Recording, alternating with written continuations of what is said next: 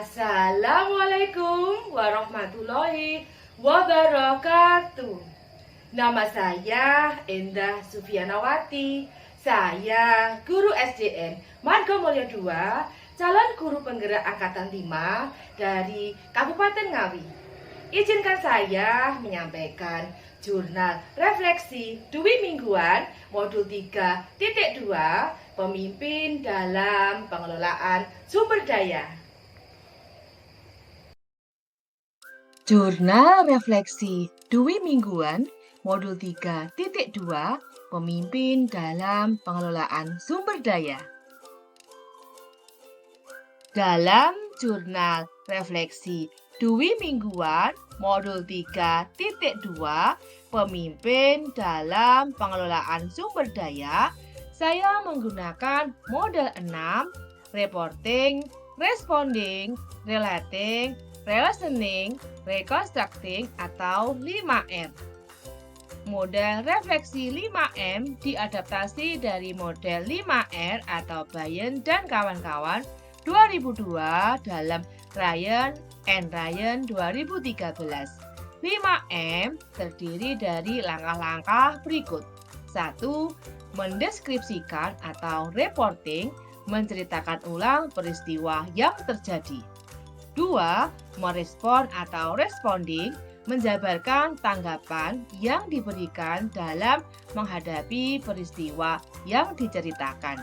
Misalnya melalui pemberian opini, pertanyaan, ataupun tindakan yang diambil saat peristiwa berlangsung. 3.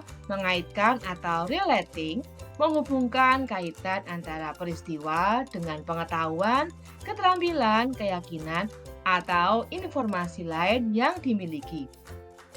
4. Menganalisis atau reasoning, menganalisis dengan detail mengapa peristiwa tersebut dapat terjadi, lalu mengambil beberapa perspektif lain, misalnya dari teori atau kejadian lain yang serupa untuk mendukung analisis tersebut.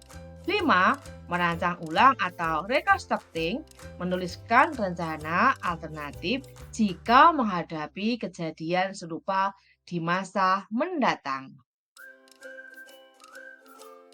Langkah yang pertama, reporting atau mendeskripsikan, yaitu menceritakan ulang peristiwa yang terjadi.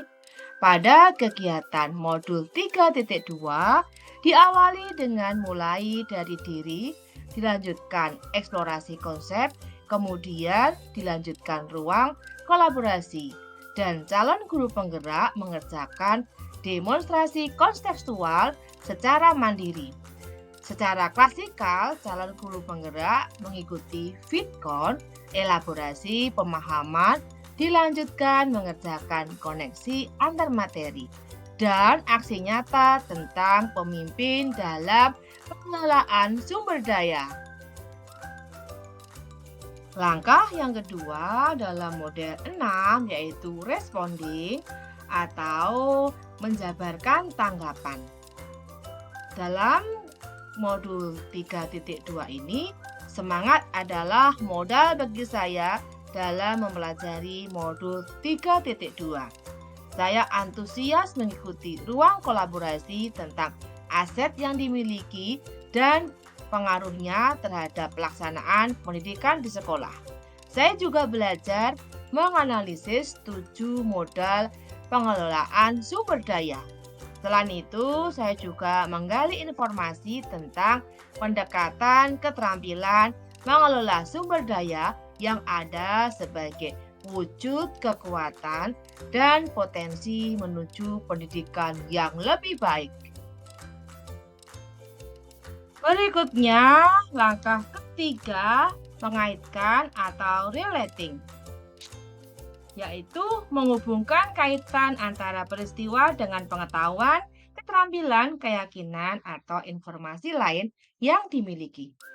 Melalui pembelajaran modul 3.2, saya mendapatkan penguatan dan pengalaman terutama dalam pengelolaan sumber daya. Ketika dihadapkan dengan sebuah kesalahan dikarenakan adanya keterbatasan, maka saya sebagai pemimpin pembelajaran dapat menerapkan nilai-nilai dan peran guru penggerak untuk menerapkan pendekatan berbasis aset, sehingga saya dapat berpikir aktif, kreatif, dan inovatif dengan reka sejawat dalam mengelola segala keterbatasan aset. Menjadi sebuah kekuatan saya dapat memanfaatkan 7 modal pengelolaan sumber daya untuk memanfaatkan aset yang ada agar bernilai guna dan berasas manfaat dalam pendidikan, sehingga tujuan pendidikan menurut Ki Hajar Dewantara dapat terwujud.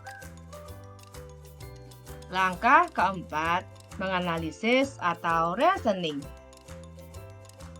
Dalam pengelolaan sumber daya, pendekatan berbasis aset akan menghantarkan kita agar menjadi pemimpin pembelajaran yang merubah segala keterbatasan menjadi sebuah kekuatan atau potensi untuk mencapai tujuan yang diharapkan. Model 6 yang terakhir yaitu langkah reconstructing atau merancang ulang. Menuliskan rencana alternatif jika menghadapi kesulitan serupa di masa mendatang. Pengelolaan sumber daya tidak hanya dilakukan jika sebuah sekolah atau lembaga pendidikan terpenuhi segala asetnya. Pengelolaan sumber daya dapat kita lakukan meskipun kita memiliki banyak keterbatasan dalam hal aset yang dimiliki. Kita dapat mengubah kekurangan atau keterbatasan menjadi sebuah kekuatan sehingga menghasilkan hasil dari tujuan yang dicapai dengan optimal. Jangan terjebak dalam keterbatasan. Oleh karena itu, kita kemas keterbatasan yang ada dengan cara terbaik. Maka kekurangan yang ada akan menjadi kekuatan yang luar biasa, yang tentunya menjadi aset yang bisa diunggulkan untuk kemajuan suatu pendidikan dan sekolah. Assalamualaikum warahmatullahi wabarakatuh. Nama saya Endah Sufianawati. Saya guru SDN Margomulyo II, calon guru penggerak angkatan 5 dari Kabupaten Ngawi. Izinkan saya menyampaikan jurnal refleksi Dwi Mingguan modul 3.2 Pemimpin dalam Pengelolaan Sumber Daya